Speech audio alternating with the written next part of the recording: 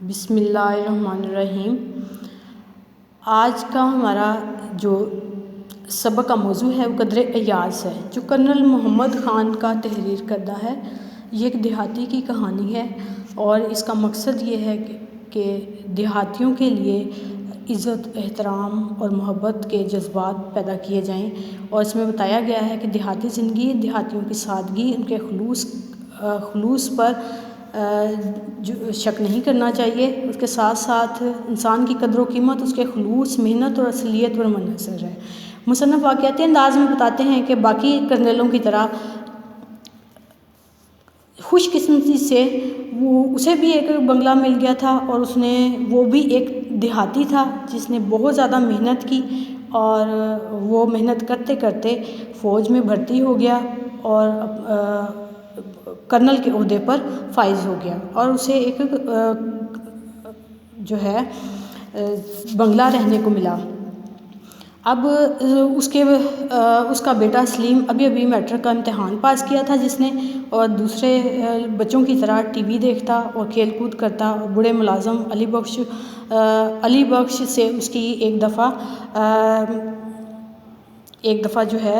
وہ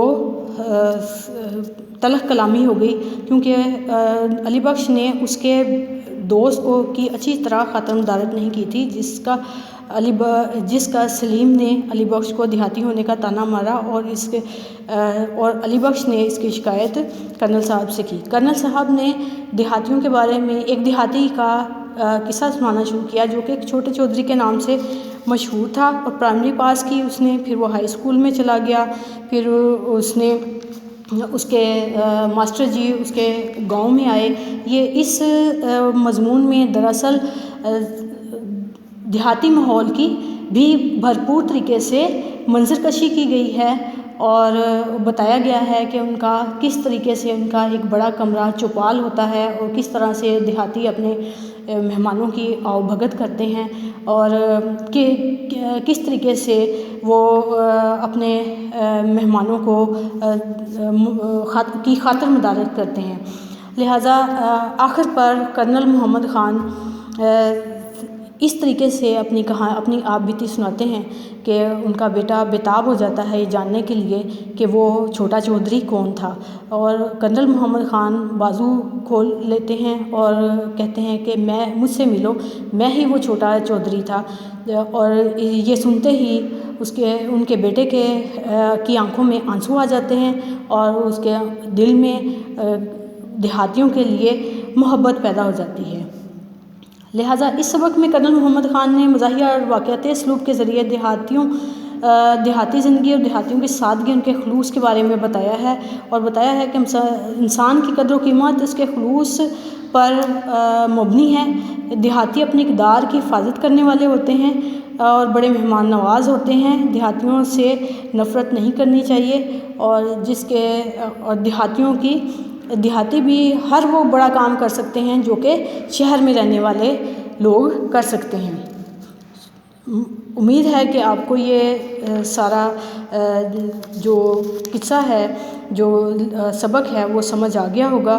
اب اس کے مختصراً مشقی سوالات ہیں جو کہ سب بچوں کو معلوم ہونا انتہائی ضروری ہے۔ جب آپ کو اس کا اسٹرکچر، اس کا خلاصہ سمجھ آ جائے تو اس کا ضروری ہو جاتا ہے کہ پچھلے تمام مشقی سوالات اور مشقی ورک جو ہے وہ آسانی سے حل کر لیا جائے۔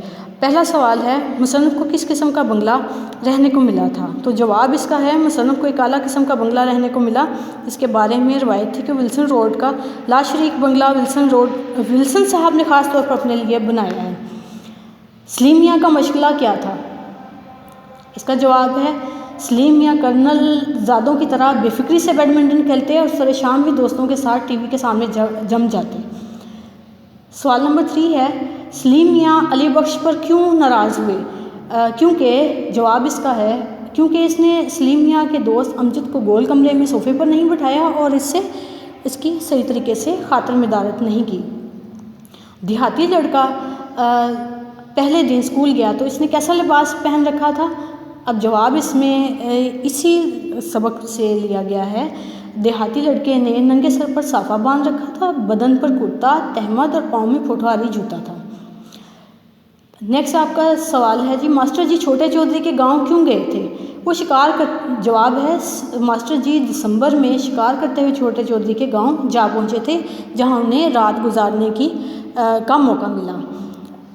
ماسٹر جی کو چائے کیسے پیش کی گئی؟ بڑی مشکل کے بعد حکیم صاحب کے گھر سے چائے لی اور ٹھنڈی بدمزہ پھیکی چائے ماسٹر جی کو پیش کی گئی۔ دیہاتی لڑکے کی کہانی سن کر سلیم میاں پر کیا اثر ہوا؟ جواب ہے جی سلیم کی آنکھیں نم ہو گئی۔